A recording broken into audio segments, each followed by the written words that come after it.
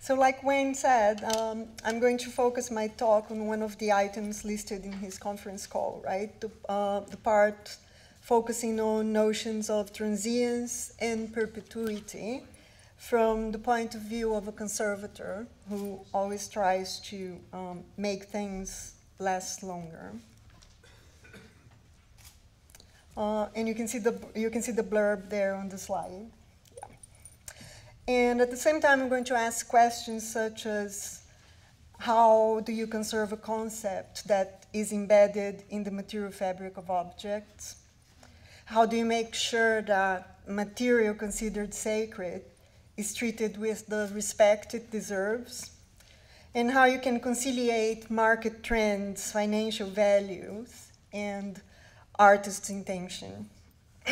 And what I'm going to do here is I'm going to use a range of case studies from conservation of indigenous collections and contemporary art to bring out the point that there should be more collaboration between these two sub-disciplines, because we're doing lots of things that are important, that are in common.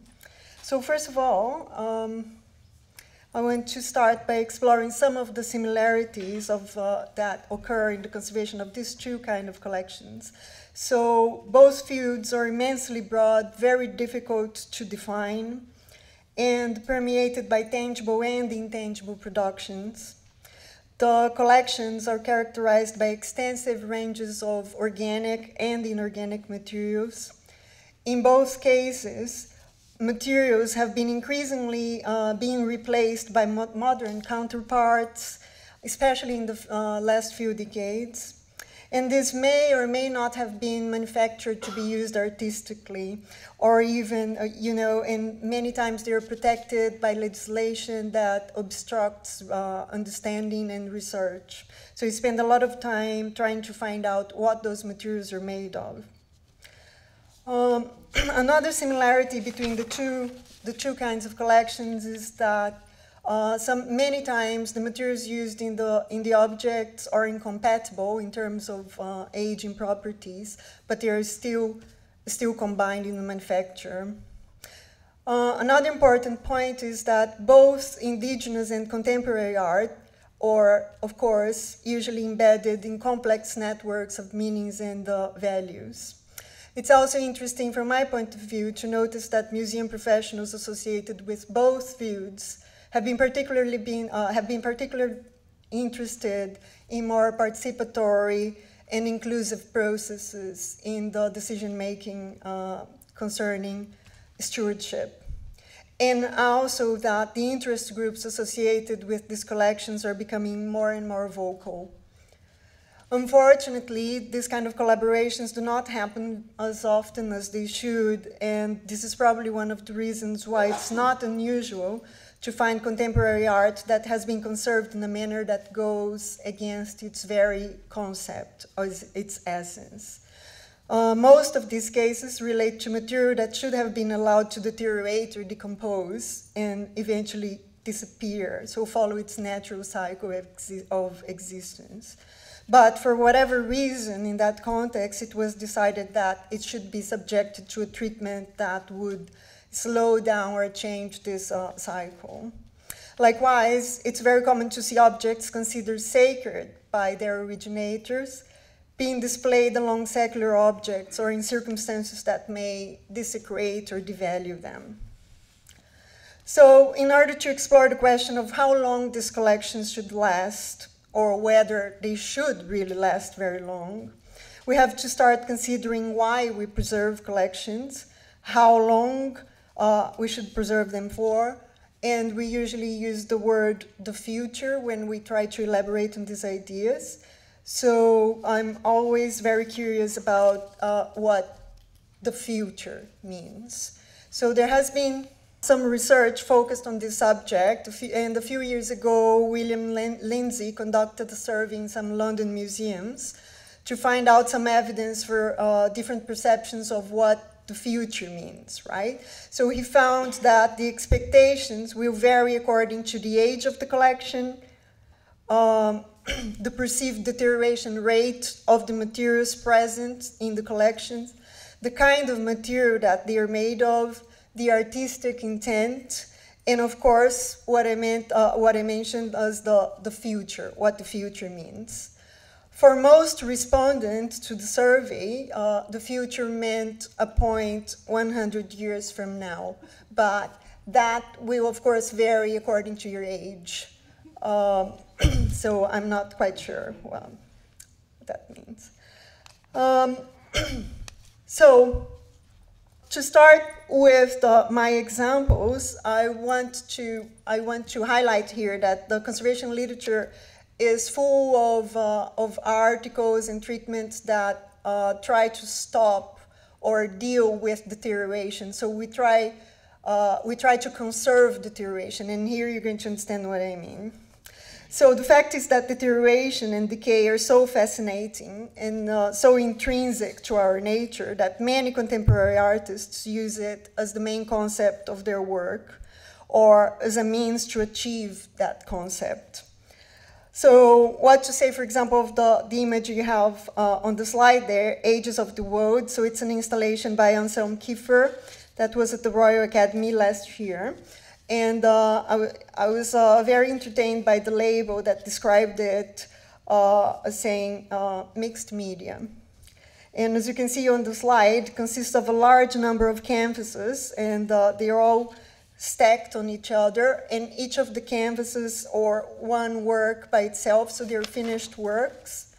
And there are layers of plants, pieces of metal, textiles, dust, and whatever you can think in there. On the exhibition's audio, I heard Kiefer saying that after he paints a canvas, he takes it outside his studio and he leaves it there for a couple of years. According to him, the painting continues to do its thing. So that is, it has to start deteriorating before he considers the painting ready for display.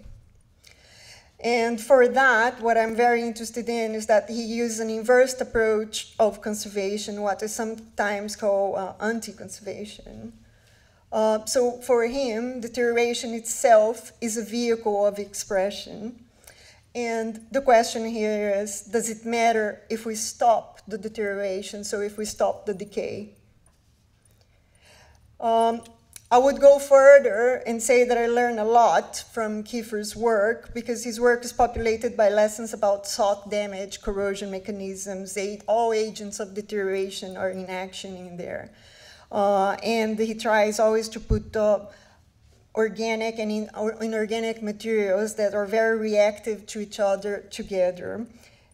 In the next slide, you can see some more detail of his work and how deterioration is important in there. So, of course, he learned a lot from his mentor, Joseph Beuys, who, in my understanding, was a master of combining incompatible materials. Today, as conservators, we're left with the challenges of conserving his work that, in order to survive, would either have to be consolidated so heavily that chemically it would be completely changed, even though it might still have the same appearance. Or the other option would be to replace the original materials with replicas. Both options, by the way, go against what Beuys would like to be done, because he was, of course, very opinionated and vocal about his work and left a lot of writings and testimonies about what should be done. So the point being highlighted here is that deterioration may, in so many cases, bring completeness or closure to a process related to a work of art or a sacred object. A different example relating to allowing things to decay, so allowing completeness, is related to the Pueblos Uni in New Mexico in the United States and their efforts to repatriate twin images of Ahayuda, colloquially known as the war gods. This is, of course, one of the classics in the literature. So images of Ahayuda have traditionally been carved out of wood and used in ritual initiations and commemorations as symbols of courage, strength, and protection. They're supposed to be placed in special shrines around the Zuni Pueblo when they are replaced by when they replace older images. So then the older images are retired and taken to another shrine where they're supposed to be allowed to decay and complete the process. At least 80 of these images were repatriated to the Zuni between 1978 and 95, which gives an idea of the size of the collections. Still, there are many Zuni ritual objects in collections today, and even being offered in auctions. So a couple of years ago, or last year actually, the Drut auction house in Paris was involved in various controversial sales that were contested by the Zuni, the Hopi, the Navajo nations, and backed by the US State Department. As the efforts to stop the auctions in December 2014 were in vain, then the Navajo Nation purchased 7 sacred objects from the auction house. A similar move had been made in 2013 when the Annenberg Foundation intervened and purchased a number of Hopi artifacts and then gave it back to the Hopi. Another successful approach museums have found, as already suggested here, relates to the use of replicas, and more recently 3D scanning, imaging, and printing. Again, this is often found in both kinds of collections and the conservation of both kinds of collections. So to illustrate this, I want to mention another milestone of the literature relating to the Glasgow dance shirt and its repatriation to the Lakota people. As you probably remember, the shirt was proven to have been originated from the Lakota and to have been worn by a Sioux warrior in the Wounded Knee Massacre in 1890. It's made of cotton fabric and adorned with feathers of various birds that have different meanings. More significantly than that, it bears bloodstains and holes believed to have been caused by bullets during the massacre. The shirt had been the property of the Macmillan Galleries in Glasgow since 1891, but was moved to the Kevin Grove Museum later. After a 4-year campaign, the Wounded Knee Survivors Association, by the Wounded Knee Survivors Association, it was returned to the Lakota in 1999.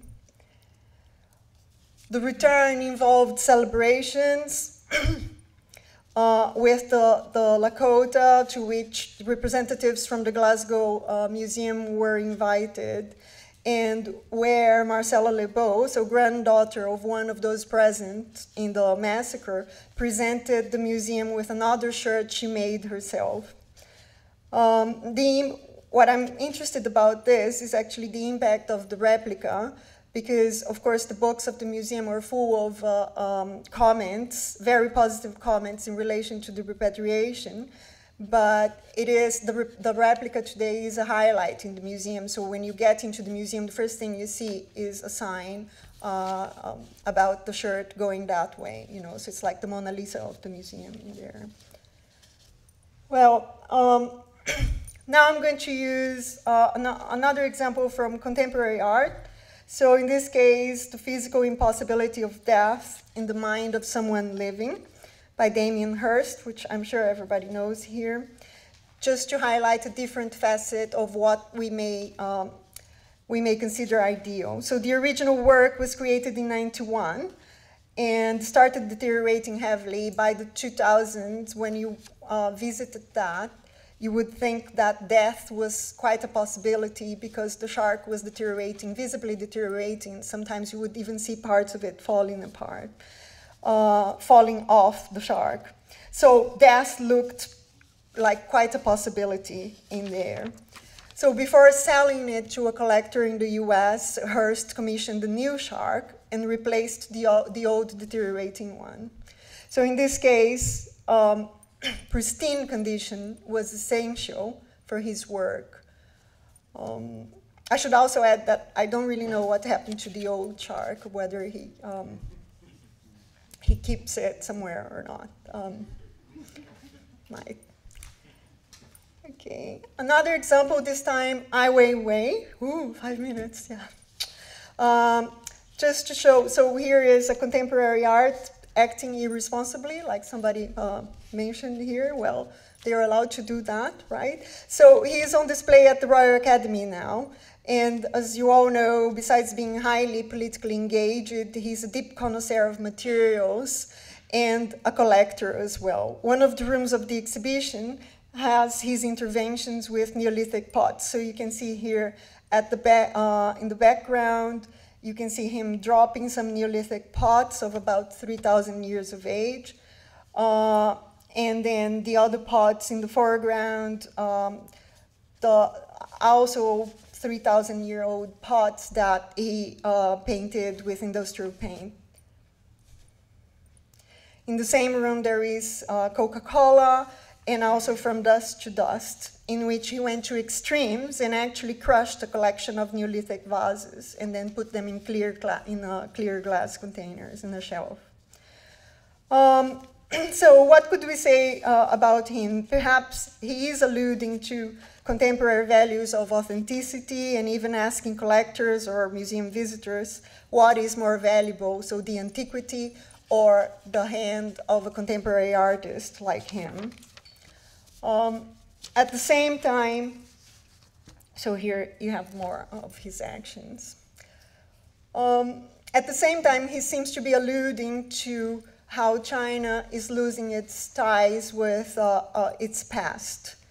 And although I have a very positive view on his work, some have called him vandal, destroyer of antiquities and Chinese heritage. Well, but what to say about the collector who bought one of the Coca-Cola vases so that he could also drop it and smash it against the floor, and then he filmed it. And okay, so the last example that I'm going to use here, just to close, is to show that we also have, besides conserving things, we also may have other kinds of impact that are not always foreseen. So it was many years ago, I worked in a project in San Cristóbal de La Paz in Peru, and to conserve the quipu of that village. You can see them behind the comuneros in the picture in there. So for those who don't know, quipu are rare textile artifacts composed of knotted cords and cotton wool. And they are related to Inca practices. So it's a very interesting context in there. But the reason why I wanted to show is that after finishing the project, I made a web page for it, and then I was very surprised. Well, I knew that some artists had been inspired by quipu in the past, like the one on the screen there, Jorge Yelson. But I was very surprised to find out that this artist from Ireland, Kingling Morris, actually inspired her work in the conservation work that we had done on the quipu. So all this to say that in working with this kind of collections, we have to have open minds, creativity, and be ready for whatever comes, right? And have a robust justification for whatever we do.